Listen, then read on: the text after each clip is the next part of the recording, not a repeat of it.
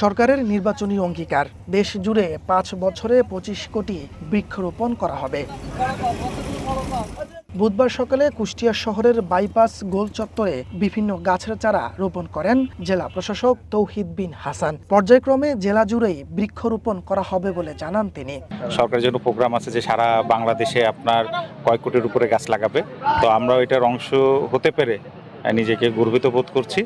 আর আমাদের এসএন মহোদয় তো আপনাকে বলেছেন হচ্ছে যে 10,000 গাছ লাগাবেন। এছাড়াও যে আমাদের অন্যান্য বিভিন্ন প্রকল্প থেকেও প্রায় লক্ষাধিক গাছ লাগানোর পরিকল্পনা আছে, এবং আমরা হচ্ছে যে বেসরকারি যা প্রতিষ্ঠান আছে সেগুলোকে আমরা এখানে নিয়ে আসার জন্য আহ্বান জানাচ্ছি আর কি।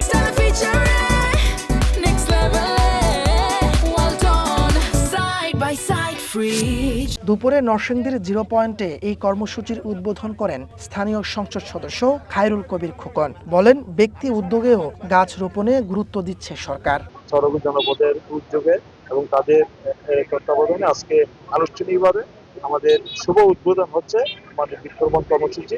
সেটা অব্যাহত থাকবে এবং এটা সারা দেশে 25 কোটি বৃক্ষ আমরা রোপণ করবো, যেন আমাদের পরিবেশ যে বৈশ্বিক যে আমাদের উষ্ণতা, ওই উষ্ণতার কারণে আমাদের যে হচ্ছে পরিবেশ দূষিত হচ্ছে, পরিবেশ রক্ষার জন্য, ভারসাম্য রক্ষার জন্য একটি দেশে 25% বনায়ন থাকা দরকার। পাবনায়ও সকালে সড়ক বিভাগের উদ্যোগে শহরের বিভিন্ন জায়গায় গাছ রোপণ শুরু হয়। দেশের সবুজায়নে সরকারের এমন উদ্যোগ বলে জানান জেলা প্রশাসক। আমরা চাই যে সারা দেশ সবুজে ভরে যাক, এবং বৃক্ষ আমাদের যে অক্সিজেন দেয়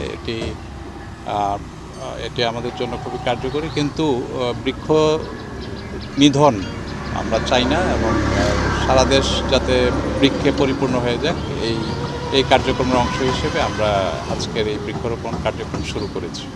এছাড়া বাগেরহাটে মহাসড়কের পাশে বিভিন্ন গাছের চারা রোপণ করেছে জেলা প্রশাসন। আগামী 5 বছর জেলার সড়ক মহাসড়কের পাশে নিম ফুল সহ বিভিন্ন জাতের 25,000 গাছ রোপণ করা হবে বলে জানান কর্মকর্তারা। তাপস সরকার, ওয়ান ন্যাশনাল ডেস্ক।